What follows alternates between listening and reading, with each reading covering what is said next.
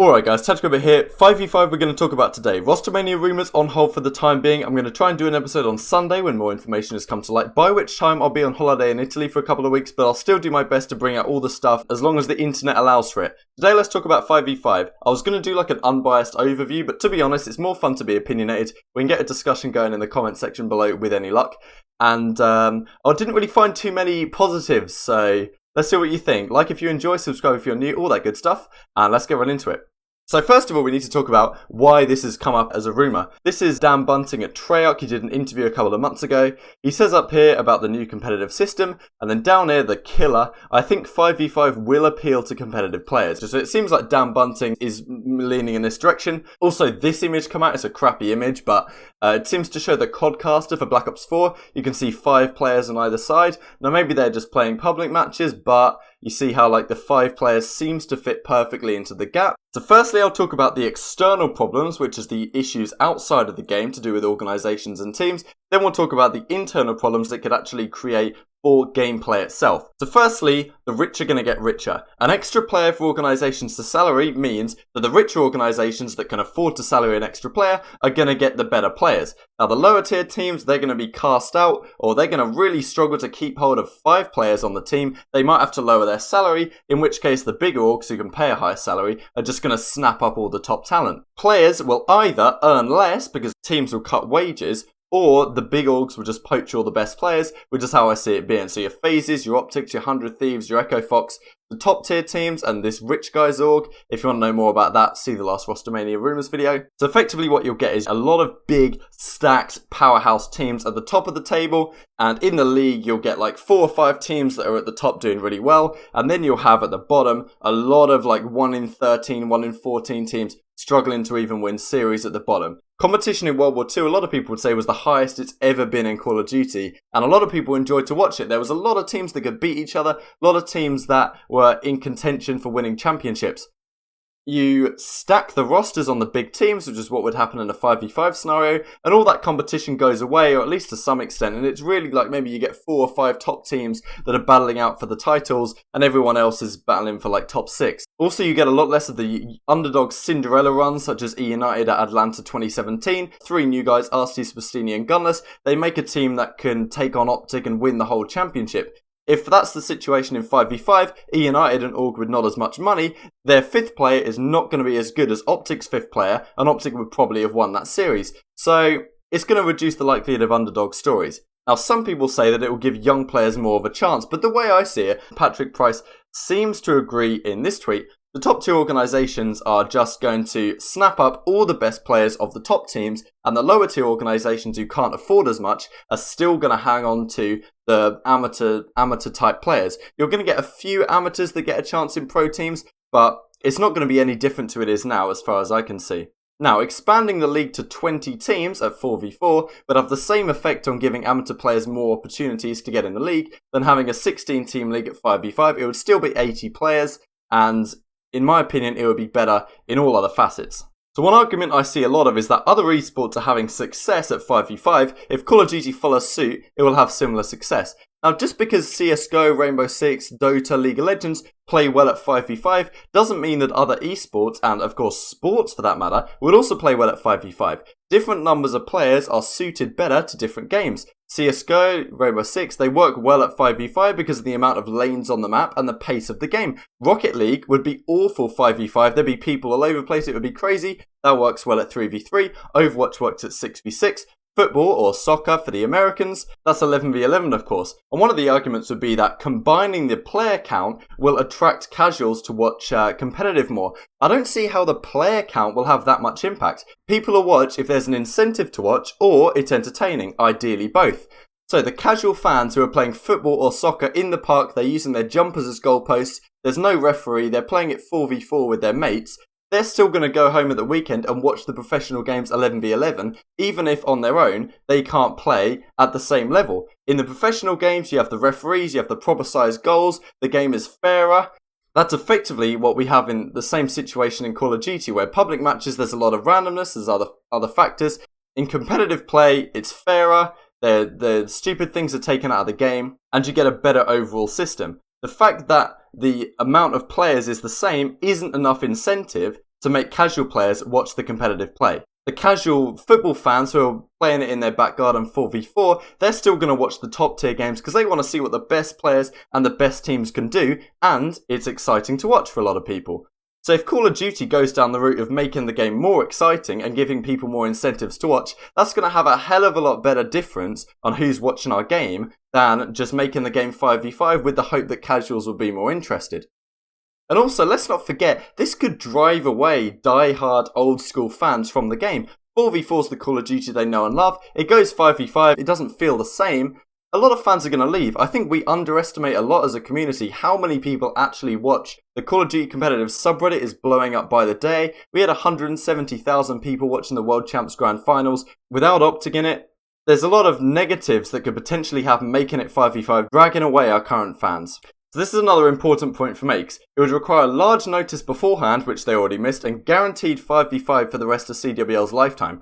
The problem is, with the current situation, not only do organisations not know whether it's 4v4 or 5v5, but they don't know what it's going to be into the future. So currently, when organisations are forming their teams, they have to assume it's 4v4 and get players in order before other organisations poach their players. And then they've got to look ahead and say, well, if it's 5v5, do we have another player that could potentially fit into our lineup? So many questions. It needed to be at least announced a long time ago so organisations and players could be clear. Another thing that needs to be clear is whether this is going to be a feature into the next games. For organisations that have signed players on a 2-year contract, now they've got to say, well, you know, it's 4v4, what do I do with this player? From their perspective, if they don't know, they've got to be like, well, do I sign this player on a 1-year contract or what do I do? Because I'm going to have to ship him off after 1 year. My overall stance is that the complications are definitely not worth it, especially when the benefits don't seem obvious. Another point if makes is it's yet to be tested in any competitive manner whether 5v5 will work. Dan Bunting reckons that the competitive players will like it, but the overall consensus seems to be that they're not so sure. Most of them, I'd say, are against it. And without any testing, how do they know whether it's going to work on a competitive level? I can't believe the developers would be that naive to think that they can make the decisions themselves without consulting pros. Now, one final point on the external side is that FaZe Clan analyst Ben Nissim mentions that as pubs are 5v5 in this game and competitive would be 5v5, unification would help identify and fix critical issues such as the spawns. If public match hardpoint is played 5v5, spawns would be helped fix in competitive. This might have some merit to it, but the thing is, public match players and competitive players play very different. We've known this for so long. The fact that public match has traditionally been 6v6 and competitive is 4v4 is testament to that. Pros play faster and smarter. They know what parts of the map are important. They know when to push, when to stay back. They don't use LMGs and sit on head glitches the whole game. That's why you need less players in competitive than is allowable in pubs. Increasing one and decreasing the other doesn't seem sustainable to me, and the pros play would be so different to public matches, I'm not even sure the spawn situations and the logic would be viable for this to be a particular benefit, but maybe it's something to consider. So this difference between casual and competitive play styles leads us on to talking about the internal talk. So there's a big post up on the Reddit by this guy Hunter JJ, check it out in the description box below. He talks a lot about the problems with the potential in-game play. Now, the big question is, would 5v5 even play better? With the potential external complications, would it at least be better internally? Now, I'm far from convinced. Now, some people say that Black Ops 4 is designed for 5v5 play, therefore it should work in competitive. Well, let's think back to Black Ops 3, Black Ops 2, previous games. Were those games designed for 6v6 or were they designed for 4v4? 6v6, no, because that's the public match setting, but they worked for 4v4 much better in competitive. So how does that correlate? How does a 6v6 public match game converting to 4v4 competitive make sense if 5v5 is now going to convert to 5v5 competitive? The playstyle of the public match players that makes 6v6 to 4v4 a necessity is still going to be the case with 5v5. As we've seen in the beta, it already plays at a very quick pace. You add 5 pros on the map, it's going to be so chaotic. We'll get to that in a second. Search and destroy. Now, there's potentially positives in search and destroy. More players should mean more tactics. You can send 3 this way, 2 that way, rather than only having 4 players to deal with. Potentially more smoke grenades and equipment on the map could help people out. My problems in Call of Duty is that it would really limit your opportunity to flank. If there's 5 players on the map holding all the lanes, it's so difficult to get a player to sneak through the back. And also, with the high time to kill in Black Ops 4, I feel that 5v5 would encourage a playstyle of where, well, I can't flank, and even if I do flank and get a successful flank off, I'll probably encounter 2 players, because in 5v5 there's no reason not to play a buddy system, and due to the high time to kill, it's very unlikely I'll get a 2-piece. Even if I catch both of them off guard, I'll usually get 1 kill and then get traded out by the next guy. But because flanks won't be as effective, it makes more sense for the professional teams to just stack and push, to just play team stacks and try and get the first kill, get your player to slide out and bait the first fight and get the trade on the second guy, and play a very Infinite Warfare kind of team stack style. And that might end up being the case on the defense as well, where people realize, well, I don't want to flank because there could be an attacking player just holding that position because there's 5 of them on the map, so let's just group up and hit a site. So I think 5v5, in addition to the high time to kill, will create an S&D style which is less about tactics and more about just winning your initial engagements, which I don't think people find any fun to watch. It's just TDM.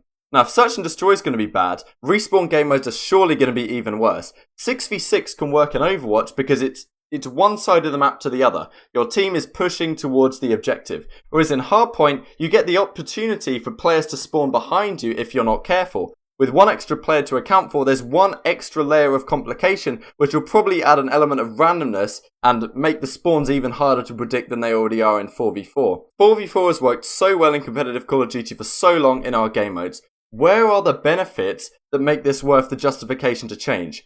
5v5 pubs have already shown how fast-paced the game can be, put pros in the boots of the public match players, and they're just going to be all over you, especially in the respawn game modes. Added into the fact that the maps in this game are not bigger, really, than the maps we've seen in previous games. Maybe they are slightly bigger. You've got this Hacienda map, which is this one on screen right here, which may work for S&D. You do have a lot of lanes going on in this, I will admit. We used to have 4 old maps coming back. Jungle's not played in competitive, but you've got Summit, Firing Range, and Slums, of course, coming back. Slums is a very simple 3-lane map, which worked great for Hardpoint in the past. I don't see how that would work 5v5. It would be impossible to break spawns on that map with 2 people sitting back at the fountain. You'd have an extra player to just completely anchor the spawns and give the attacking team no chance to change. Hardpoint would have to have multiple alterations. Maybe you have to increase the respawn timer a lot, or you have to increase the length of the hills to even give an opportunity for the attacking team to break the hardpoint. Unless they make Slums significantly bigger, and Firing Range was an S&D map. Summit wasn't really played, but that again is a simple 3-lane map.